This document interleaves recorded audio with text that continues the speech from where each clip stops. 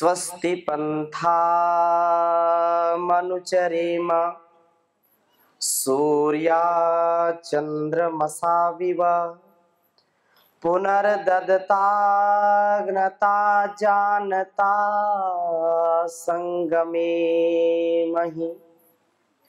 ओम संगच्छध्वं संवदध्वं संभो मनांसि जानताम् देवा भागम यथा पूर्वे संजानाना उपासते।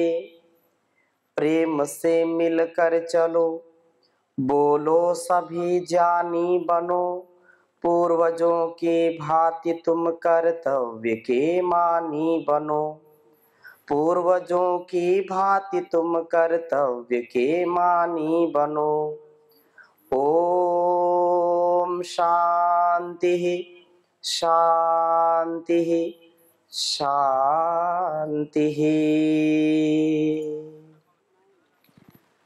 प्रातः स्मरणीय वंदनीय युग पुरोधा युग दृष्टा योग ऋषि परम पूज्य गुरुदेव जी महाराज आयुर्वेद शिरोमणि आचार्य श्री जी महाराज की सूक्ष्म उपस्थिति को प्रणाम करते हुए, उनकी प्रेरणा, उनके तप को, पुरुषार्थ को प्रणाम करते हुए यहाँ आप सब दिव्य आत्माएं इस पवित्र प्रांगण में जो विद्यमान हैं, बहुत बड़ा जो एक विजन है, मिशन है कि घर घर में योग पहुंचे, हर व्यक्ति योग से जुड़े, अध्यात्म से जुड़े, अपनी ऋषि परंपरा से जुड़े, छोटे छोटे बच्चे भी योग करें, योगी बच्चे बने, निरोगी बने, उपयोगी बने, माता पिता गुरुजनों का, अपने कुलवंश परंपरा का, अपने राष्ट्र का गौरव बढ़ाएं।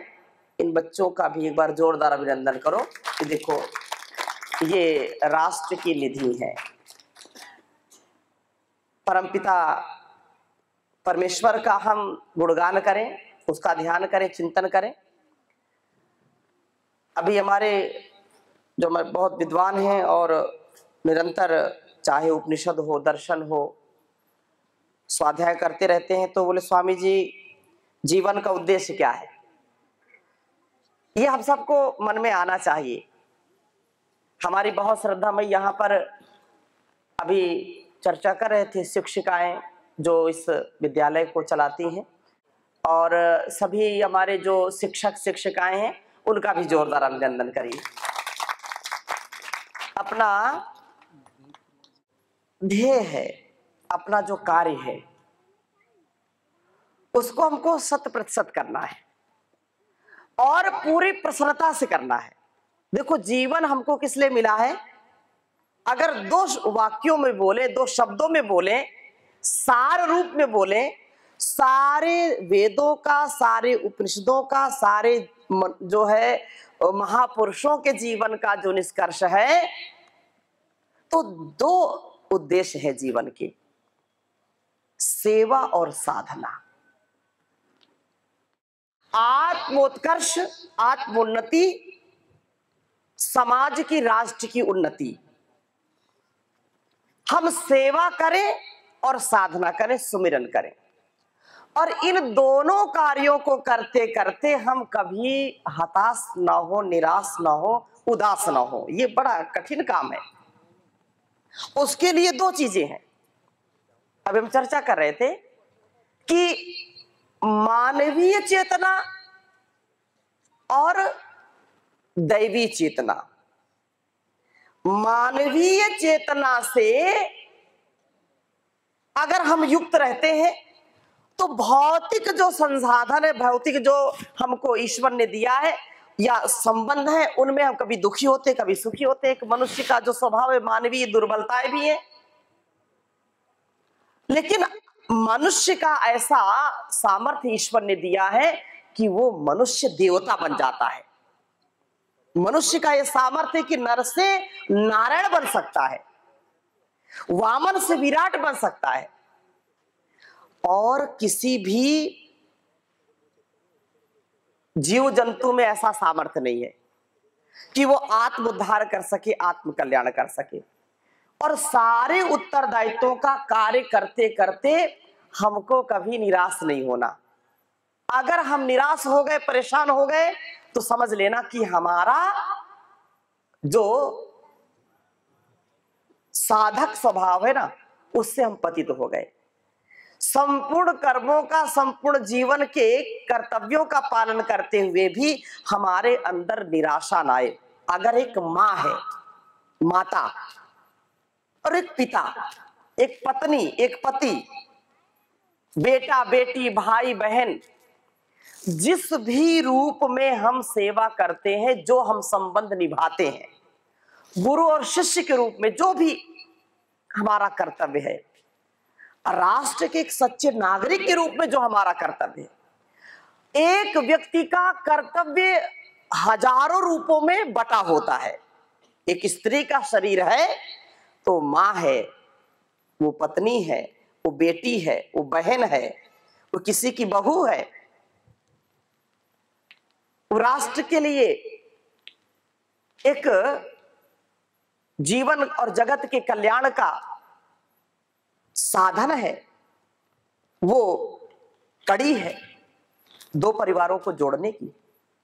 ऐसे ही पुरुष का शरीर है तो अनेक कर्तव्य, सैकड़ों हजारों प्रकार के कर्तव्य, और इन सारे कर्तव्यों का पालन करना और दुखी नहीं होना, यही बैलेंस, यही संतुलन जब हम बना के रखते हैं, तो हम चाहे घर में रहें और चाहे बाहर रहें, चाहे किसी भी हाल में रहें, किसी भी काल में रहें, हम बदहाल नहीं होते, बेहाल नहीं होते, हम निहाल हो जाते। हमारा जीवन खुशहाल बन जाता है, हमारा जीवन ऐसा बन जाता है जैसे पद्म पत्रमिव अंभसा, जैसे कीचड़ में कमल खिलता है, लेकिन उसको कोई कीचड़, कोई पानी उसको गीला नहीं कर पाता, उसको मलिन नहीं कर पाता, उसको गंदा नहीं कर पाता।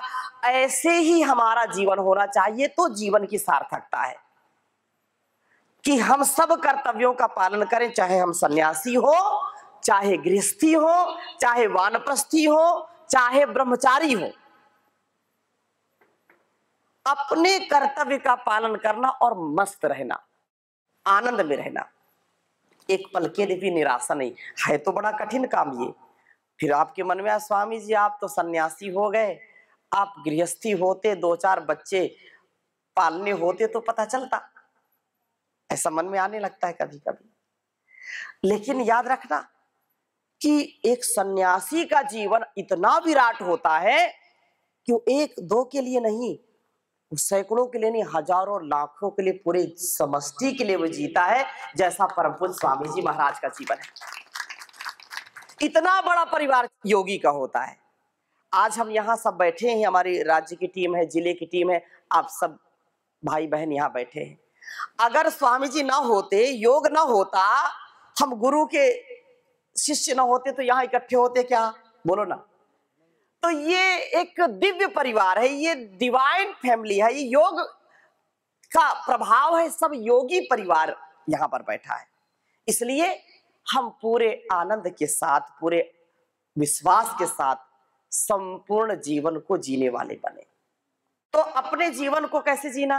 पूर्ण सात्विक, पूर्ण आनंद के साथ, और इस प्रकार से जीने से संपूर्ण सुख, समृद्धि, यश, कीर्ति अपने आप मिलने लगती है। चारों ओर जिधर भी देखो उधर आनंद ही आनंद। देखो ये कितनी जो है सुंदर प्रकृति है, वनस्पतियां हैं, फूल पत्तियां हैं, एंट से लेकर के एलिफेंट तक, हाथी, घोड़ा, कीड़ा मकोड़ा, जितना भी ये सारा वैभव सब परमात्मा का दिया हुआ है। अच्छा, ये शरीर कितना सुंदर है, किसने बनाया? कोई फैक्ट्री है क्या? कहीं से इसको खरीद के लाए हो क्या? कोई दुकान है यहाँ पर?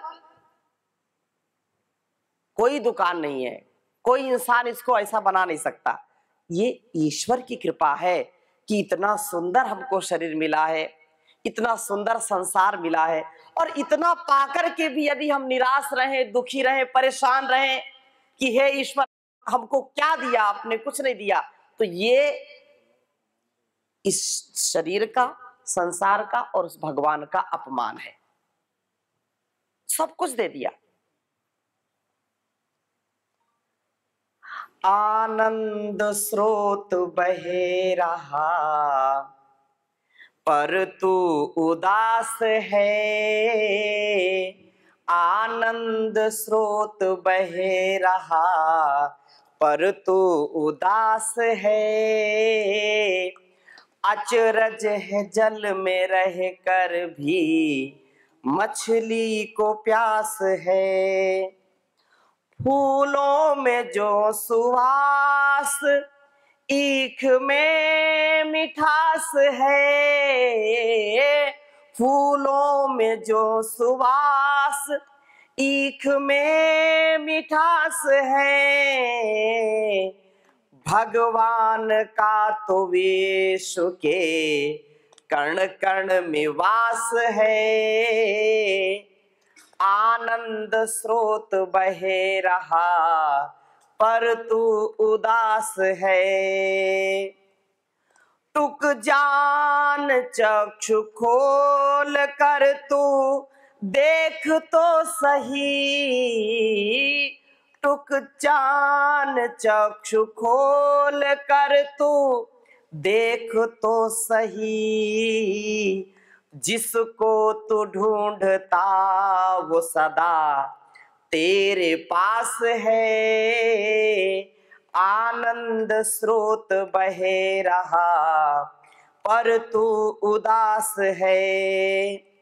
कुछ तो समय निकाल आत्म शुद्धि के लिए। कुछ तो समय निकाल आत्म शुद्धि के लिए। नर जन्म का उद्देश्य ना केवल विलास है। आनंद स्रोत बहे रहा पर तू उदास है। आनंद स्वर्ग का न पा सकेगा तब तलक। आनंद स्रोत का न पा सकेगा तब तलक। प्रकाश जब तलक तू इंद्रियों का दास है। आनंद स्रोत बहे रहा पर तू उदास है।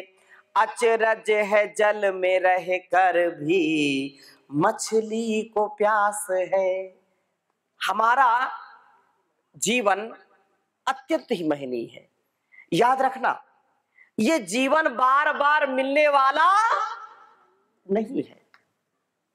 ये बड़े भाग्य से मिला है, पुण्य से मिला है, जन्म जन्मांतरों के अच्छे कर्मों से मिला है। और ये सच्ची कमाई है। यही सबसे बड़ी कमाई है कि हम भलाई करें। हमारी सबसे बड़ी कमाई क्या है? क्या करें? भलाई करें। छोटे छोटे बच्चे भी बोल रहे हैं भलाई करें। भलाई का जमाना, तो कर ले भला होगा भला, अंत भला है। कर ले भला होगा भला, अंत भला है। बस यही संसार में जीने की कला है। बस यही संसार में जीने की कला है। संसार में जीने की कला क्या है? अच्छे कर्म करो। ये सबसे बड़ी कमाई है। नहीं तो सब कुछ यही धरा का धरा रह जाता है। पृथ्वी पर कुछ हम लेकर के नहीं जा सकते। कोई कुछ लेकर के जाता है क्या? कुछ भी लेकर के नहीं जा सकता। हम योग, अध्यात्म, ऋषि परंपरा को जीने वाले बने और अपने घर परिवार को सुंदर बनाएं, अच्छा बनाएं। मैं आपसे पूछता हूं कि अगर आपके घर में कोई व्यक्ति बीमार रहता है, कोई बीमार हो जाए, तो क्या घर में सुख शांति रहेगी? बोलिए ना, नहीं रहेगी। जिस माता पिता, जिस बेटा बेटी को, जिस परिवार को हम बहुत चाहते हैं, अगर वो दुखी है, परेशान है, हताश निराश है, तो घर में हर व्यक्ति को परेशानी रहेगी। रहेगी कि नहीं रहेगी? अगर सब प्रसन्न है, घर में प्रसन्नता है, तो प्रसन्नता जब सबके पास होती है तो सबको प्रसन्नता मिलती है। कोई दुखी है तो दुख देता है, कोई सुखी है तो सुख देता है, कोई रोता है तो दूसरों को रुलाता है, और कोई हंसता है तो दूसरों को हंसाता है। हम यहां सब लोग बैठे हुए हैं। अगर कोई यहां कोई बच्चा, कोई बालक बालिका तेज तेज से रोने लगे, या कोई व्यक्ति बड़ा बुजुर्ग रोने लगे, तो बताओ ये जो शांति है वो शांति रहेगी कि अशांति बदल जाएगी? अशांति बदल जाएगी ना। अगर कोई प्रसन्नता से अपने स्वभाव में ढलता है तो याद रखना वो सब जगह प्रसन्नता ही फैलाता है। अगर मन से हम परेशान हैं तो दूसरों को परेशान करेंगे। एक तो स्थूल रूप में हम देख सुन जान रहे हैं, और सूक्ष्म रूप में भी अगर हमारे स्वभाव में ईर्ष्या है, द्वेष है, छल कपट है, तो हम ऐसा वातावरण बना देते हैं।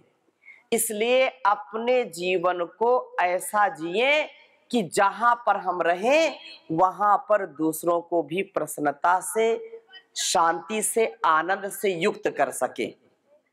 और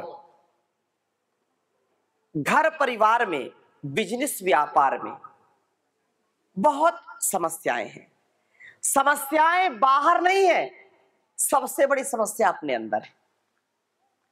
बाहर की समस्याएं हमारे लिए छोटी बन जाती हैं जब हम एकत्व में रहते हैं। इसलिए मंत्र मैंने बोला है, 2 मंत्र बोले हैं, संगच्छध्वम संवदध्वम और स्वस्ति पंथा मनुचरेम सूर्या चंद्रमसाविव। अगर अपने जीवन को हम सफल करना चाहते हैं, अपने घर परिवार को सफल करना चाहते हैं, अपने बिजनेस व्यापार को सफल करना चाहते हैं, अपने समाज को, राष्ट्र को सफल करना चाहते हैं, तो याद रखना ये 2 चीजें हमारे जीवन में उतरनी चाहिए। क्या? अपना कर्तव्य। कर्तव्य एक ये है कि हमको जो समाज से मिला है, हमको माता पिता से कर्तव्य मिला है, हमको राष्ट्र से कर्तव्य मिला है, हमको गुरु से कर्तव्य मिला है। तो सबसे पहला जो मंत्र बोला, स्वस्ति पंथा मनुचरेम सूर्या चंद्रमसाविव, कहा कि जैसे सूर्य और चंद्र सदा ही अपने कर्तव्य में लगे रहते हैं। हम जितने लोग यहां बैठे हैं, ये बच्चे भी बैठे हुए हैं, किसी दिन सूर्य 10 बजे उदय होता है क्या? कभी भूल गया हो कि आज नहीं उदय होंगे? रोज सूर्य निकलता है कि नहीं निकलता? निकलता है ना। अच्छा करता है कि बुरा करता है? अच्छा करता है। अच्छा बताओ, कल्याण का मार्ग अच्छा है, धर्म का मार्ग अच्छा है कि अधर्म का? धर्म का। सत्य का मार्ग अच्छा है कि बुराई का, असत्य का मार्ग अच्छा है? सेवा का मार्ग अच्छा है या प्रमाद का मार्ग अच्छा है? तो सबको पता है कि जीवन को कैसे जीना चाहिए। अपना कर्तव्य हमको करना है। जो भी उत्तरदायित्व मिला, जैसे बिना थके बिना रुके सूर्य और चंद्र, इस जब से धरती, जब से ये सारी सृष्टि बनी है, एक दिन भी सूर्य और चंद्र अपनी ड्यूटी से, अपने कर्तव्य से पीछे नहीं रहे। अपना कर्तव्य करो। शरीर के लिए कर्तव्य है, संसार के लिए कर्तव्य है, घर परिवार के लिए कर्तव्य है। तो शरीर को हमारा जो कर्तव्य है उसका पालन करना चाहिए। शरीर को स्वस्थ रखना चाहिए कि रोगी बनाना चाहिए? स्वस्थ रखना चाहिए। शरीर को गंदा रखना चाहिए, साफ सुथरा रखना चाहिए? साफ सुथरा रखना चाहिए। अब शरीर को और मन को अच्छा बनाने के लिए हमको रोज योगाभ्यास करना चाहिए कि नहीं? शरीर को, मन को स्वस्थ रखने से हम मानसिक और शारीरिक रोगों से बचेंगे। उससे क्या होगा? उससे हमारा पैसा बचेगा, उससे हमारा समय बचेगा, उससे हमारे घर परिवार की सुख और शांति, आनंद बना रहेगा।